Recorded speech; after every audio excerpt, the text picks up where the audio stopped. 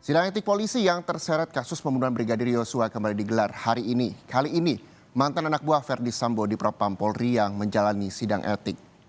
Hari ini, Saudara, Majelis Etik Polri menjadwalkan sidang etik untuk terduga pelanggar Ibtu Januar Arifin.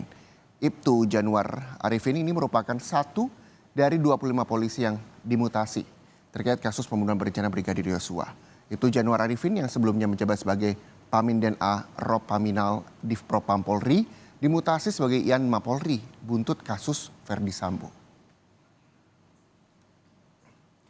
Sidang etik terhadap puluhan anggota polisi yang terlibat dalam penanganan perkara pembunuhan Brigadir Yosua di Duren 3 Jakarta Selatan terus digelar di gedung TNCC Mabes Polri Jakarta. Dan informasi lengkapnya kita bergabung dengan jurnalis Kompas TV ada Alvania Rizky di sana. Alva, hari ini mantan anak buah Sambo di Propam Polri Ibtu Januar Arifin dijadwalkan menjalani sidang etik terkait kasus Yosua. Apa peran Ibtu Januar Arifin sendiri dalam kasus ini?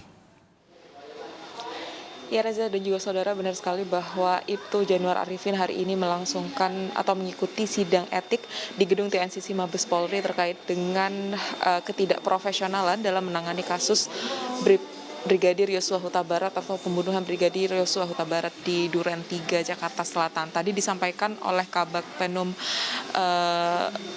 Difomas Mabes Polri menyebutkan bahwa sidang hari ini Januar Arifin ini terkait dengan pelanggaran kode etik sebagai anggota Polri terkait ketidakprofesionalnya dalam menangani TKP di Duren 3 pada beberapa waktu lalu. Walaupun memang belum jelas peran krusialnya apa, tetapi kalau dilihat dari jabatannya waktu itu ia merupakan salah satu mantan anak buah dari Karo Paminal Div Propam Polri yaitu Brigjen Hendra Kurniawan yang saat itu berperan sebagai salah satu pihak yang menghilangkan CCTV di area TKP. Kemudian Januar Arifin ini menjadi salah satu anak buahnya juga yang diduga erat kaitannya dengan penghilangan barang bukti tersebut. Tetapi kita nantikan bersama terkait dengan peran pastinya apa.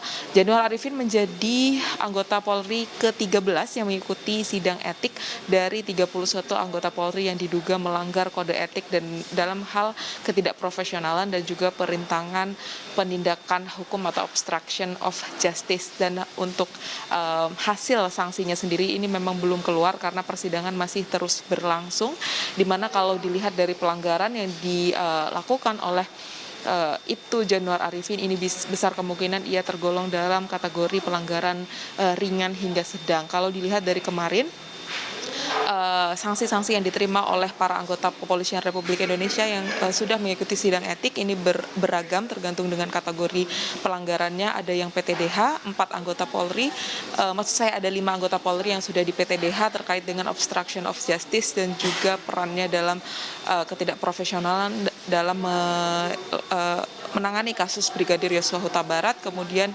sisanya ini terkena sanksi demosi 1 sampai 2 tahun. Apakah kasus untuk Januar Arifin ini sama? Kita nantikan bersama hasilnya, Reza dan juga saudara.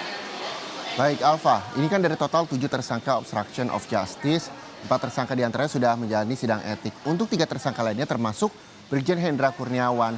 Lalu kapan dijadwalkan sidang etik berikutnya? Ya, yang juga menjadi sorotan publik terkait dengan obstruction of justice. Ini benar sekali bahwa yang paling dinantikan oleh publik adalah 3 orang tersangka obstruction of justice yang juga belum mendapatkan jadwal pasti kapan persidangan etik yang akan dilangsungkan. Tetapi menurut Kadif Humas Mabes Polri ini menyebutkan bahwa sidang ini dijanjikan akan dilangsungkan pada pekan ini. Diinformasikan bahwa harinya belum pasti, tetapi pemberkasan dan juga kelengkapan-kelengkapan ini harus dipenuhi dulu oleh Komisi Kode Etik untuk kemudian melangsungkan sidang etik. Karena beberapa alasan yang menjadi perintangan terhadap atau menjadi halangan terkait dengan pelaksanaan sidang etik terhadap 3 tersangka obstruction of justice ini terkait dengan ketidakhadiran saksi atau kemampuan saksi untuk hadir dalam sidang etik nantinya, yaitu adalah salah satu tersangka obstruction of justice yakni Arif Rahman yang disebutkan dia sedang dalam kondisi sakit sehingga tidak bisa mengikuti proses sidang etik, sehingga untuk proses sidang etik terhadap Brigjen Hendra Kurniawan dan juga 2 orang lainnya ini harus diundur. Tetapi dijanjikan bahwa Kepolisian Republik Indonesia ini akan menyegerakan sidang terhadap ketiga tersangka obstruction of justice ini, karena sudah banyak opini publik yang menyatakan bahwa terkait dengan penanganan obstruction of justice ini menjadi salah satu tolak ukur keseriusan dari Kepolisian Republik Indonesia dalam menangani kasus pembunuhan Brigadir Yosua Huta Barat. Semakin cepat semakin baik. Kita nantikan bersama terkait dengan sidang obstruction of justice terhadap 3 tersangka lainnya. Reza. Baik, terima kasih Alfania Rizky melaporkan langsung dari Barreskrim Polri Jakarta. Selamat kembali bertugas Alfa.